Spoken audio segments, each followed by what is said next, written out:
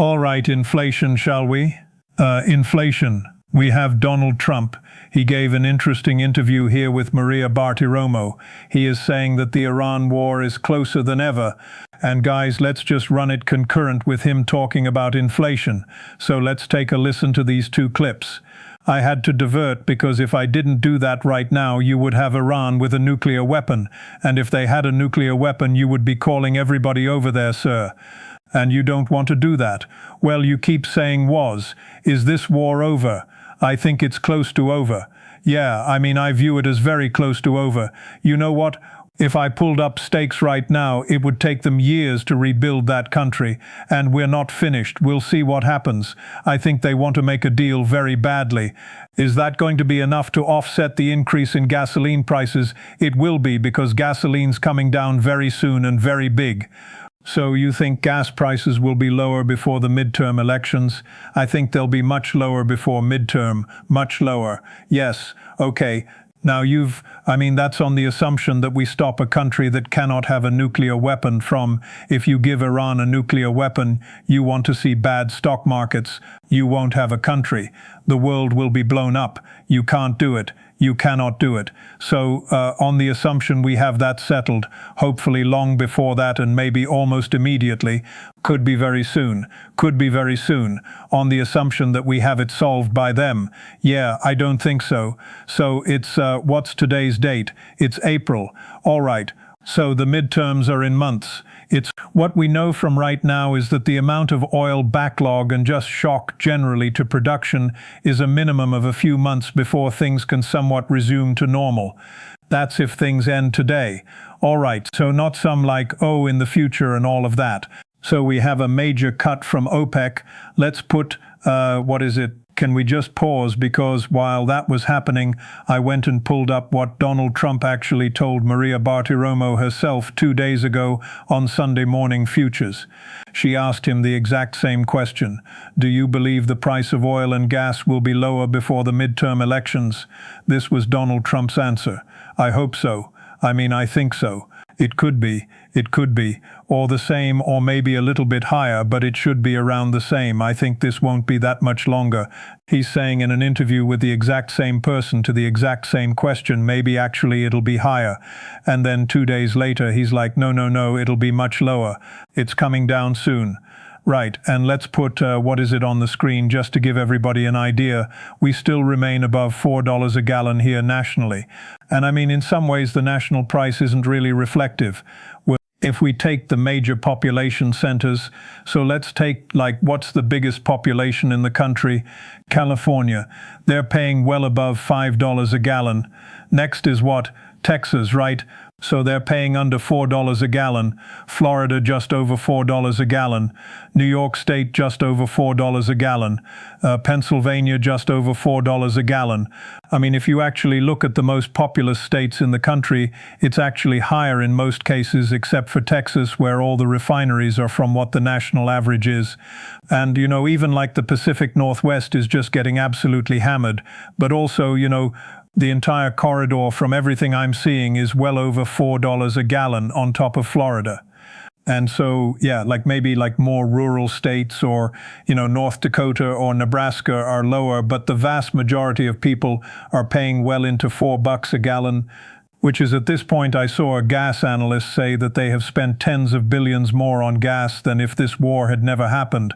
So it's not just about the cost of the United States, which is probably tens of billions just in sheer hard cost from what the Iran war has cost. Think about all the money out of our pocketbooks that has just been spent on gas, not to mention everything else, right? And so with inflation, it's really pernicious. Let's put that up here. This was from the IMF. They say that the Middle East war will slow global economic growth. The conflict will fuel another bout of inflation. War in the Middle East has upended the global economy, and they say specifically they have downgraded all growth forecasts globally, exposing the economic fallout. Quote, the global outlook has abruptly darkened following the outbreak of war in the Middle East. The war interrupted what had been a steady growth trajectory. Here's the kill shot. In the best-case scenario, the fund expects global growth to fall to just over 3% this year from the mid-3% range. That is down from earlier projections, and it is also lower than what was expected before the war broke out and oil shipments across the Middle East were disrupted. Now, of course, GDP growth and all of that is not everything, as we've covered repeatedly here on the show, but I think in this case what we do know is that it's going to hit specifically the consumer sector, which is the lifeblood of the US economy. We'll see what happens with the Fed too, right? Exactly. High inflation, how are you going to affect rates? They're almost certainly not going to cut rates. What's the mortgage rate at today? Like around 7%. It's up there. It's an unanswered question for Trump. Yeah, that's a disaster, right? And then his own guy, Kevin Walsh, I think, is before the US Senate sometime soon. His vote is supposed to happen. He's going to face significant questions over whether he may not even get confirmed, as I understand it, because he has problems with, Tom Tillis over at North Carolina. So there's that. There's also, we had some comments on this. We talked yesterday about the DoorDash grandma situation here in the US. She was brought to the Oval Office to talk about how she has benefited from no tax on tips. You ask me, you hear a story like hers, that story shouldn't be there, period, and definitely shouldn't be helped by no tax on tips. Let's take a listen to her. My tips were over half of my income from last year. So that's a life changer. Yes, it is. And when like I said, when you're dealing with someone that has gone through cancer and you love them, you don't want to lose them, so you do everything that you can and you go through your life savings, but this no tax on tips and the help from DoorDash is life-changing. Look, God bless this lady, but for me it's like, what kind of society are we living in here?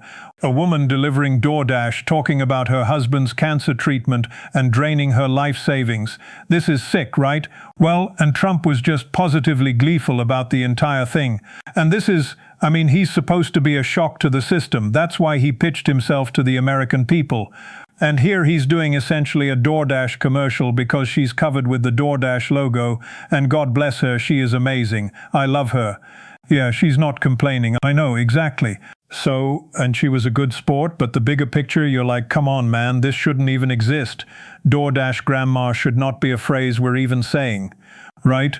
And like some of the Trump people were saying, he tipped her $100, like, oh, that is so grim. Yeah, so disgusting. But this is the point that you're making. It's a symbol of a really broken system, and to see him just gleefully enjoying that symbol of a broken system was pretty gross. Yeah. Look, you could choose to view it a couple different ways. I think, we were talking about it earlier, and I was like, my heart breaks every time you see an older person who's delivering DoorDash, just because you're like, man, I don't want to be very clear. I'm not saying there's no dignity in that, right?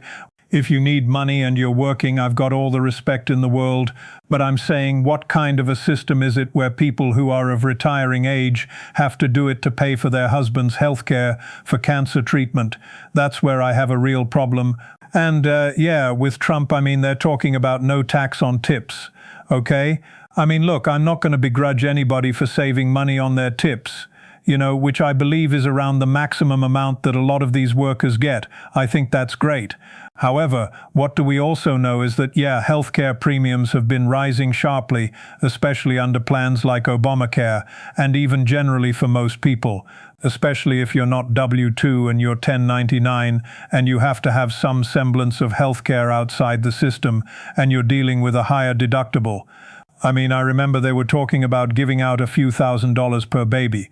Do you remember this discourse? They were like, we're going to give money to everybody. I'm like, yeah, that wouldn't even cover my hospital deductible. Literally would not even cover the deductible that was hit whenever I had a child. I'm not saying you wouldn't take it. I think everybody would take it. But let's be honest here about what the overall effect is. So this is, to me, again, a sick system. DoorDash grandma shouldn't exist. There shouldn't be a DoorDash grandma, period. DoorDash grandma should just have the ability to retire with dignity.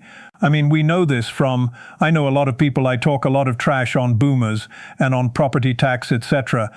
But I think everybody knows I'm definitely not talking about these people, and the vast majority of people. What is it? More than half of elderly US citizens rely almost entirely on Social Security. Like, that's really grim, right? I mean, something has gone very, very wrong if you don't have a dollar to your name, except the Social Security check which is coming your way every month. Well, and may not ever come the way of people our age who are paying into the system. So yeah, people have kind of given up on that, and we're heavily taxed overall. I'm talking as a country, not certain people who are undertaxed, but this is to the point about how bleak it is. This woman is now in a position where, just as she said she wants her husband to live, like that was the moment when she said it, you could hear it. She was like, you care about them and you love them and you want them to live. And Donald Trump has this tweak to the system, like no tax on tips. When you have a divided Congress, you have a really hard time doing anything but small tweaks. So I think that's fine as far as it goes. Republicans have basically no interest in fixing the healthcare system. Yeah, so that's, to me, it's just an extra layer of discomfort that you're kind of celebrating what is good but is ultimately a tweak without having any interest in fixing the system. And these gig economy companies, to the extent they are actually profitable, not all of them are, they are often propped up by cash infusions that may not be sustainable. And you have millennials getting used to having older people trying to pay for cancer treatment, delivering them fast food for a high price for just a couple of items. It's not a sustainable system. It's not a good system, and it's not a sustainable system either. I agree. Let's put this on the screen just to show you some of the more vulnerable Americans and what they're getting hit with right now. This is from the Farm Bureau. They just released this recently. Quote, "Most farmers cannot afford fertilizer. An overwhelming majority of America's farmers who responded to a nationwide survey say they cannot afford to purchase enough fertilizer to get them through the year. They say that a large percentage of respondents report fertilizer is now so expensive they may not be able to buy all the fertilizer that they need." Thousands of farmers, both members and non-members from every state, took the survey. A very large share in the southern U.S. say they can't afford all the supplies, followed by the Northeast and West, compared to a smaller but still significant portion of farmers in the Midwest. So obviously this will have a huge impact, but what they say specifically here is that all of this traces back to the Iran war. Spring planting decisions depend heavily on access to fertilizer and diesel fuel, both of which have been impacted by geopolitical risks since the escalation of tensions in the Middle East. Since the end of February, marking the largest month-to-month % increase in the price of urea in history. These increases are occurring when producers were already facing tight margins for many consecutive years. So remember, food inflation was already one of the worst things hitting the US, and then you have this fertilizer problem which will directly show up in the price of food, I don't know, maybe several months from now, and even some of the spot prices for things that you see in the grocery store are already increasing dramatically. Can we put that up on the screen? This is about the price of beef. So the live cattle wholesale price in Chicago feels like I'm some old-school commodity analyst. While everyone is rightfully focused on gasoline and oil, the meat market is not giving any relief. Live cattle wholesale prices in Chicago have now reached an all-time high, surpassing last year's peak. So you could see that pretty high peak that happened previously when the administration was throwing a lot at the cattle problem. But you can see they only got a marginal decrease in the overall price, far higher than where things were just a few years ago. And then just take a look at where things are right now. So I mean, this means good for the big players. Yeah, exactly. It's great for the big meat packing companies, and for everybody else it's a different story.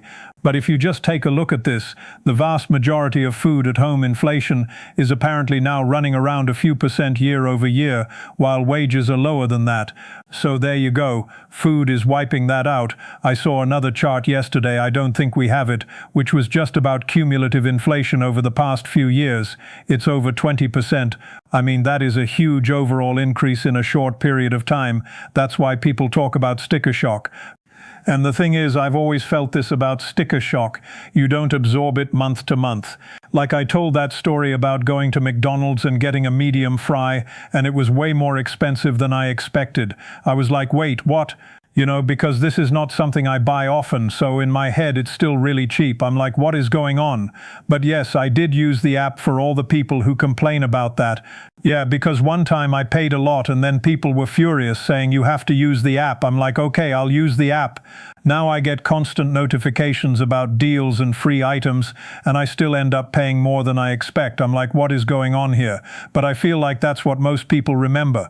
Those viral images every day of old prices from when people were in college paying much less, and now you go and everything costs significantly more. You're like, whoa. The bowl is way more expensive, and with extras and tax it climbs even higher. It's madness. I went to Chick-fil-A the other day, and I couldn't believe the bill for just a couple of basic items. Yeah, it was shocking. Same thing. So what's the price now? What does something simple cost these days? You think I have that memorized? I'm just guessing. So in my head, I'll tell you what I think it should cost. A few dollars. I think it should cost that much for just the sandwich. Again, that's just what I remember. Maybe I'm being unrealistic. Let's see what it's running for right now. It's somewhere in the mid-range, depending on location. There you go. All right, well, it's tough out here. Last thing, a message from Senator Roger Marshall, a GOP senator. Here's what he says about gas prices. Let's take a listen. Good news is we're the leading producer of oil in the world. We're exporting more than we're importing. We're not standing in lines. That overall wages have been growing faster than inflation under this president. Here it is, it's going to be tax day very soon, and Americans are going to get an extra rebate as well. So I'm sorry the gas prices are going up, but help is on the way, and your national security, yes, is even more important than your pocketbook. So actually the AP did an analysis of this, interestingly enough, showing that with gas prices where they are right now, if it holds steady through the rest of the year, the average tax refund or the average tax savings will be totally erased by the increase in gas prices. So to Roger Marshall's point, that doesn't even check out. I can't believe the sentence that came out of his mouth. I'm sorry that gas prices are high. Yeah, good luck with that. Good luck with that in the midterms. Look, this is one of the most ridiculous things, and it's so crazy to me how not a single Republican, not named Thomas Massey, has said anything even remotely interesting about this war and about the overall effect, anything that hasn't just reiterated the same talking points. I saw something today about Tim Sheehy, the Montana candidate, and that whole bizarre incident. He claimed something else about it, and Megyn Kelly basically challenged him directly on that one. But he came out talking about the blockade and called it some incredible strategic move, and you're like, is this really what we're doing here? I don't think he's a stupid person. I think he's a former military operator or something like that. I don't think he's dumb, right? And yet they default to the lowest level defense, and everyone just sits there consuming it as if it's a reasonable political argument. You would genuinely think that people interested in their political future could come up with something better than this, but apparently that's how weak the entire argument is. It's just crazy. And also I found this AP breakdown. They say, according to the Associated Press, quote, the average household would pay hundreds more in gas this year, nearly equal to the increase in refunds that analysts estimate the average household will receive. Boom. Gone. Sorry, Roger. Yeah, literally wiped out. And that's just right now. And that's also just gas. That doesn't even account for how gas prices affect everything else you're paying for. Yeah. You know how people always talk about the Thanksgiving dinner inflation index? Someone should do something similar for summer. With the beef prices, think about it, it's barbecue season. How much more cumulatively are you going to pay for burgers and all of that? It's not just a one-time dinner, it's an entire season where consumption goes up. I'm guessing probably at least a few hundred extra per household compared to normal. So yeah, there you go, on top of gas. Just last thought, what does this do for Trump's tariffs? How does he deal with tariffs if he has price increases like this going into the midterms? Does it crush that agenda? That's a lot of uncertainty. There you go. All right, let's get to polling. Hey, if you like that video, hit the like button or leave a comment below. It really helps get the show to more people. And if you'd like to get the full show ad-free and in your inbox every morning, you can sign up at breakingpoints.com. That's right, get the full show and help support independent media.